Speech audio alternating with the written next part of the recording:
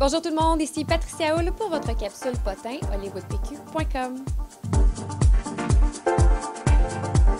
Lors de la première du film Les Misérables, Anne Hathaway, qui a l'habitude d'être impeccable sur les tapis rouges, a totalement raté son coup. Premièrement, avec une robe un peu étrange et deuxièmement, elle avait oublié de mettre sa petite culotte.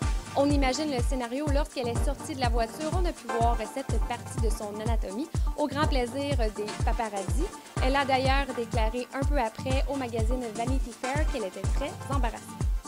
Taylor Swift et Harry Styles sont en couple. Les deux tourtereaux ont décidé d'officialiser leur relation. Les deux chanteurs ont été aperçus main dans la main dans de nombreux lieux publics cette semaine. Guillaume Lemaitre-Vierge animera l'émission Faites-moi confiance à l'automne 2013 sur les ondes de TVA. On le connaît pour ses talents d'acteur et là, on aura le droit à une toute nouvelle facette de son talent, celle de l'animation. Il a d'ailleurs déclaré cette semaine qu'il était très fier de se joindre au réseau TVA. Kate Middleton n'assistera pas à la première du film The Hobbit. La duchesse de Cambridge est encore très bouleversée par la controverse de la mort de l'infirmière qui a été victime d'un canular de la part de deux animateurs australiens.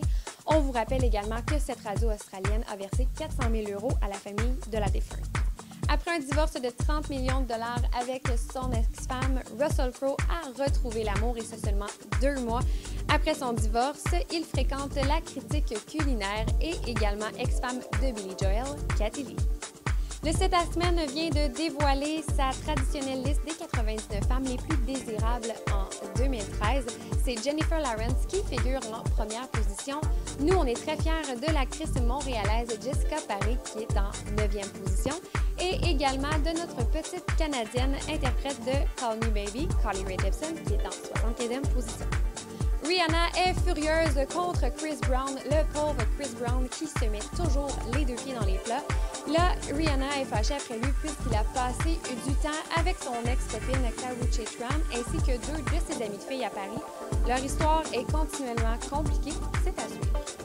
Beyoncé et Pepsi viennent de signer un contrat de 50 millions de dollars et cette année, la chanteuse et les dirigeants de la marque se la sont joués assez sexy pour leur campagne publicitaire.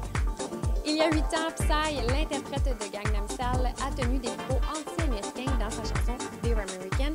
Il s'est donc excusé aux citoyens et soldats américains d'avoir tenu ces propos choquants. Il a tout de même pu participer au concert bénéfice Christmas in Washington où Barack Obama était présent. C'est déjà tout pour vos potins de la semaine. Rendez-vous la semaine prochaine.